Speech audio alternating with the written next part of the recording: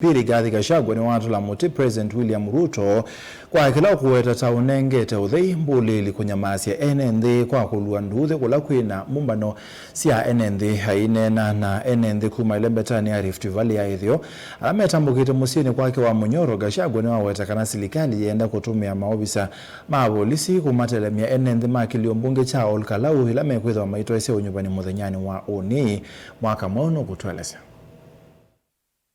Gachagua ainena thile komanite na atongo ima ndwani na NND kuma ilione mbunge kivavukanyo ilembetani ya Rift Valley ya ithio wawetaga na silikali ni valukite kuthinikia mwinyo wa mbulili na ila siende na unyamasi ya NND sio ni kivavukanyo vandhi ya Kenya. Sasa nchi alipewa na Uhuru Kenyatta ikiwa na amani imekuwa nchi ya goons. He has lost control of the country. Ametafuta hii kijana mdogo naitwa Kipchumba. Kazi yake tu ni kelele. Kenya imeharibika, ndiye mwenye goons na deputy yake anaitwa Omolo. He is a minister for goodism.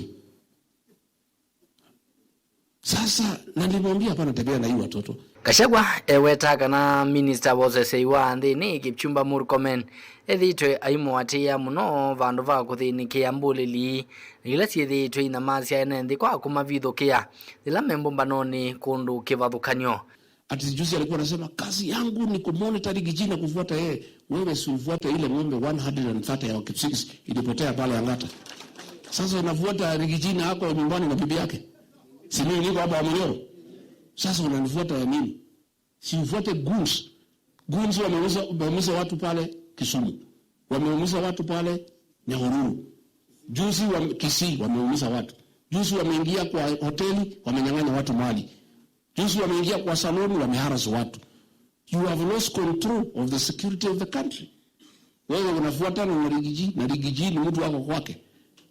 Hako anafanya mambo yake. Kavindane kau mutongo yo wa chama cha DCP ni unyaukanyo muvyu kwa muvya wa volisi kulea kweko ni anthini wa kulua nduthi nthini wa sakwani munini lau utwaiwe muthenani wao ni kilioni mbunge cha Olkalau idingilila kana NND kuma kilioni mbunge kii ni matuite kusakwa mutati wa chama chu cha DCP.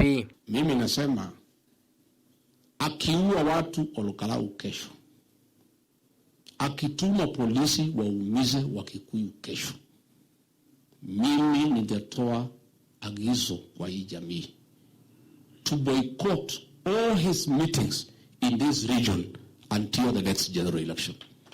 Na ajue juzi niliambia watu wote wasiende maandamano wakae nyumbani, wakakaa nyumbani. Nikiambia hii watu ya mlima wawachane na pesa yake, mimi ndio niwaambia wachukue pesa yake. Mimi ndio nizoa amri.